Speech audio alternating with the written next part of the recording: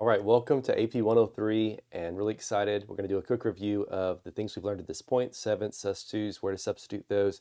You already know this really well, feel free to skip ahead, and we'll talk more about the ninths at the end of this lesson also. We're going to introduce you to those. So cool. So first of all, let's review the dominant sevenths. And if you remember, we make these the formal way and the shortcut way. The formal way, basically take a major chord, for example, C, and we're going to add the seventh note of the scale to the top, which would be B in the key of C. It's always a half step down from your root, the 7 is. And then we're going to flat that note. That would give us C, E, G, B flat. That would be a C7 the formal way. You were to do an F the same way, take an F major chord, add the seventh note of the scale, flat it. That gives you an F7, an F dominant seventh, okay, or just an F7. And then the traditional way, not the traditional, but the shortcut way we do it would be like a C major chord, C, E, G. We're going to add the seventh on the bottom, and then we're going to flat that note. So that gives us B flat, E, G, and we just drop the root note down to the left hand. We could play that root note in the right hand, still make it a 4-note chord, but in general, it's easier to do it this way, and it sounds just as good, if not better. Cool. And the way we substitute these is basically like from the 1 to the 4. So we're in the key of C. Amazing grace, how sweet. Right before the F, we can substitute the dominant seventh, okay? Cool. And we could also use it going from the 5 to the 1. So for example, was blind, but now I see. Okay, so going from G to C, going from C to F, 1 to 4, 5 to 1 works in all your keys. Of course, listen to what sounds good, right? And same thing, 2 to 5. So if we're playing the song, Amazing Grace, how sweet the sound that saved. Going to the 2, a wretch, right? Instead of just a plain D major chord, we can make it a D7. Like me, I once was lost, but now I'm found. Okay, so the D major could also be a D7 because it works from going from the 2 to the 5 also. And there's other ways we could use it as well. I mean, goodness, the 3, the 6. And so we'll talk more about that as well in future lessons. Let's talk about the minor 7 for just a minute. So how do we make these the formal way? Basically, you just take an A minor chord. We're going to add the 7th note of the scale to the top, and then we're going to flat that note. That gives us an A minor 7, A, C, E, G. We could also add it to the bottom, which is how I normally do it. So add the 7th note to the bottom. So go A to A flat, and then flat that note again. So G, C, E with an A in the bass would be an A minor 7, the shortcut way. And we basically can use A minor 7th anytime you have a plain minor chord. Like 99% of the time it works. So if you have a plain D minor, turn it to a D minor 7. It's going to sound a lot better. Major 7th. So the formal way we make these, basically take a major chord, C major, and just add the 7th note of the scale to the top. So C, E, G, B would be a C major 7th the formal way. The shortcut way, we would basically take a C major 7 and then just add it to the bottom. So just flat your root note a half step. And that gives us a C major 7. F major 7 would be the same, E, A, C. And we can substitute this basically on the 1 chord and 4 chords in pretty much like any worship song. So instead of playing a C major chord or a C2, make it a C major 7. Instead of taking an F2 on the 4, make it an F major 7. So for example, Amazing Grace. Amazing grace, how sweet the sound, right? So we can use it there. You can also use it on the flat 7, actually, just as a little bonus tip. If you're playing a song in the key of C and it has a B flat, a lot of time, a plain B flat major, a lot of times you can change that into a B flat major 7. It sounds a lot better. Little bonus one there. Suspended 2 chords, how do we make those? So basically, we're just going to take a major chord, C, E, G, and we're just going to add the 2nd note of the scale. Now, there's a lot of ways we can play this. Usually what we'll do is we'll play the C major, kick out the 3rd, and then add the 2nd note. But we can also just leave the 3rd in, sounds fine. We can also kick out the root in our right hand, that sounds fine, just have D, E, G. We can also kick out the 3rd and the root in our right hand and just have the 2 and the 5, and that sounds pretty cool as well. But there's a lot of ways we can play these incredible chords. And basically we're going to substitute these anywhere 99% of the time that you have a major chord.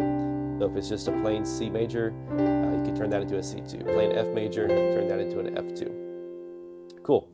Minor 2 chords are similar. So if we take like an A minor chord, we can just add the 2, and that would give us an A minor 2. And it sounds really neat. And we can substitute that pretty much any time that we have a plain minor chord, most of the time. D minor, be like this, D, E, F, A. So basically we don't kick out the middle note, we leave that in. And then let's talk about augmented 7th chords. Those are really fun. And so basically what we do with these is we're just going to take the easiest way to me, like for example, we want to make a C augmented 7th, just take a C dominant 7th chord, and then just sharp the 5, sharp the G. And that gives us a C augmented 7th. And once again, it's a 4-note chord, so you technically could leave the C in, or the root note in the right hand, but it's easier if you just kick it out. B flat, E, A flat with C in the bass. F augmented 7th would be take an F7, a dominant 7th, and sharp the 5th. And here you have F augmented 7th, E flat, A, D flat. And we could usually use these like going from the 1 to the 4, the 5 to the 1. We can use it going from the 3 to the 6. Usually, anytime you've got a 4th movement, you can generally kind of substitute that in. Cool. Let's talk about the half-diminished 7th, and then we'll jump into the 9ths. So how do we make these? Easiest way is just start with a minor chord. For example, A minor. And we're going to add and make it a minor 7th using our previous technique. So an A minor 7 like this. And then we're just going to basically flat the 5th. The E, we're going to flat that to an E flat. Same thing on like a D minor 7, C, F, A. We're going to flat that A and make it an A flat. That would give us a half-diminished 7th. I like to think of it, however, as a minor 7 with a flat 5. It's just easy to remember it that way. And that's how I write it as well. So minor 7 with flat 5. And we can substitute this generally anytime you have a diminished chord on, like, say, for example, the 7, like a note that's in the scale. So in other words, if I'm in the key of C and it has a diminished chord on the 7, I can usually make that a minor 7 flat 5. If it has a diminished chord on the 3, I can usually make that a minor 7 flat 5, and it will sound a lot better. So pretty much if you've got a diminished chord on one of the notes that's part of the major scale, then you can change that into a minor 7 flat 5. That's a good rule of thumb. Cool. Awesome. Let's jump into the 9ths. This is where it gets to be a lot of fun. Oh my goodness, love 9th chords. And basically, this is going to be a quick overview of them before we get into them more in depth in the next few lessons. So don't worry if you don't get everything 100%. We're going to discuss this in more detail as the class goes on. So what we're going to basically do is use our substitution chords and rules that we've learned so far and put them all together here. So for example, exercise song 1 here has got like C, C, F, C. That's our first line. Then it's got A minor, D minor, G, G, C. That's the pattern. So basically, it's pretty simple, and this is going to be kind of a review from a previous lesson and previous course. And if you have any questions on this, you can just review the substitution rules we've already talked about to this point. But you can see here on the first C, you could make that a C2 or a C major 7 instead of just a plain C major chord. You can make the second one a C2 or a C7 because it's about to go to F. You can make the F an F2 or F major 7. You can make the last C by itself a C2. You can make the A minor an A minor 2 or A minor 7. You can make the D minor a D minor 2 or D minor 7. You can make this G a G2. And you can make this G a G2 or G7 because it's about to go back to the C. And then the last C I would usually play as like a C2. So here's the theory. Like if you could play either a C2 or a C major 7 here, why don't we just marry them both together, right? And that's going to create what's called a major 9. So 2 plus 7 in math and in this example equals 9. And so basically we're going to take a C major 7. We're just going to add the 2. That's going to give us a C major 9. On the next chord, we're going to take a C2, sorry about that, and a C7. So C7, we're going to add the 2. That gives us a C9. Pretty easy, right? The next one, we're going to take an F major 7, and we're going to add the 2.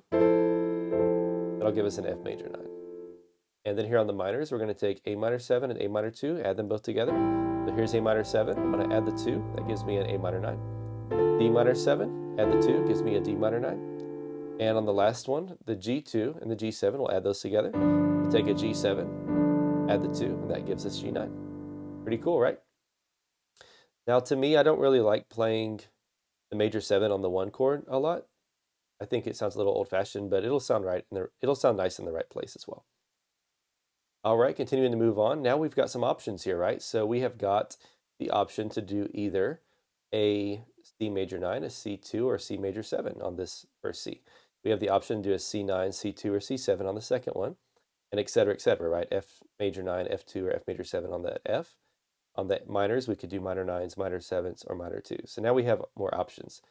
So here's how it basically works. We'll usually play the chord with the highest number or highest point value because it will usually sound the best. This is the general rule to go by. However, remember the rules don't always work in music. So the most important thing in music is that it sounds the best. In certain songs, in certain places, a 9th chord may sound the best. But in other songs, in certain places, a 7th chord may sound the best, or maybe even just a plain major or minor chord. It all depends on the song and on what you think sounds best. This is part of where developing your own style comes in. Now, in general, 7ths will sound a little bit more old-fashioned, whereas 9ths will sound a little more modern. But this is basically how I would normally play this song. I would take it and play C major 9. You can hear how much more full that sounds. The C9, the F major 9, the C2, and then A minor 9, the D minor 9, the G2, the G9, and then ended on with a C major 9. Isn't that so cool? And once again, we're going to go more in depth, so don't feel overwhelmed if you haven't quite I'm not getting it yet, because we're going to give you some really easy and fun examples over the next several lessons. But generally, like I said, pick the highest number and that will work really well. So here's some general rules that you can use to go by. Rule 1, anytime you play a major 7th, such as a C major 7th, you can make it a major 9th. Anytime you play a dominant 7th, such as a C7, you can make it a dominant 9th. Anytime you play a minor 7th, such as an A minor 7, you can change that into a minor 9th. So basically, anytime you play a 7th, you can play a 9th. Cool? And this will work like 99% of the time. Alrighty? And of course, we use the minor 9ths more on our 2s and our 6 chords versus the 3. The 3 sounds a little funny if you play it with a minor 9th sometimes, but it sounds cool in the right spot. So anyways, congrats. You now know, or at least are familiar with 9ths. Congratulations. This is huge in church music. Almost anybody can play with major and minor chords. Majority of people are familiar with 7th chords, church musicians, I should say. But few people know how to actually use and play 9ths. But now you do, so great job. And God bless. We'll see you back here for your next lesson.